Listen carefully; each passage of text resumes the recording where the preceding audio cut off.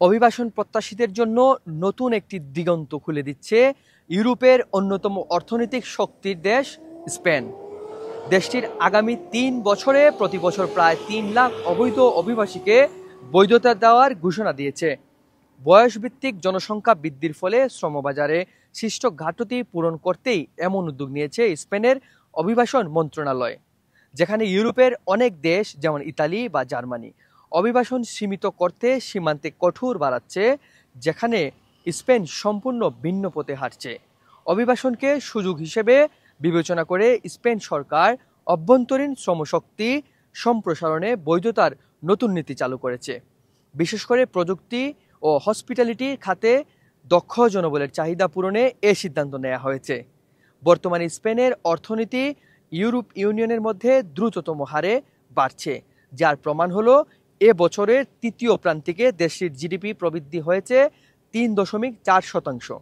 Spain সরকার শুধু বৈধতার সুযোগই নয়, চাকরি প্রত্যাশী এবং শিক্ষার্থীদের জন্য ভিসার সময়সীমা বাড়ানো, সপ্তাহে ৩০ ঘন্টা কাজের অনুমতি এবং কর্মমুখী প্রশিক্ষণের মধ্যে কাজ ও বসবাসের সুযোগ দেওয়ার ঘোষণা দিয়েছে।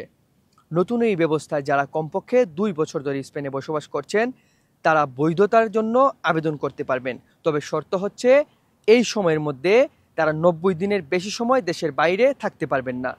এই উদ্যোগ বাস্তবায়নের জন্য ভাষা জ্ঞান এবং প্রশিক্ষণের গুরুত্ব তুলে ধরা হয়েছে। আবেদনকারীকে স্পেনিশ ভাষার মৌলিক ধারণা ও কারিগরি দক্ষতা অর্জনের উপর গুরুত্ব দিতে হবে।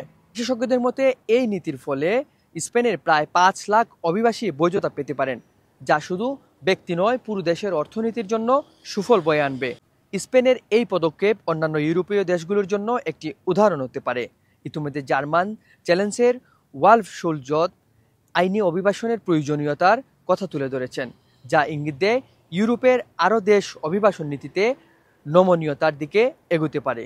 যারা আমার চ্যানেলে নতুন আছেন অবশ্যই চ্যানেলটি সাবস্ক্রাইব করবেন, যারা অলরেডি সাবস্ক্রাইব করেছেন আপনাদেরকে অসংখ্য ধন্যবাদ। যারা আমার ফেসবুক পেজ থেকে এই ভিডিওটি দেখছেন অবশ্যই আমার পেজটিকে ফলো দিয়ে রাখবেন, যারা অলরেডি ফলো দিয়েছেন আপনাদেরকে অসংখ্য ধন্যবাদ।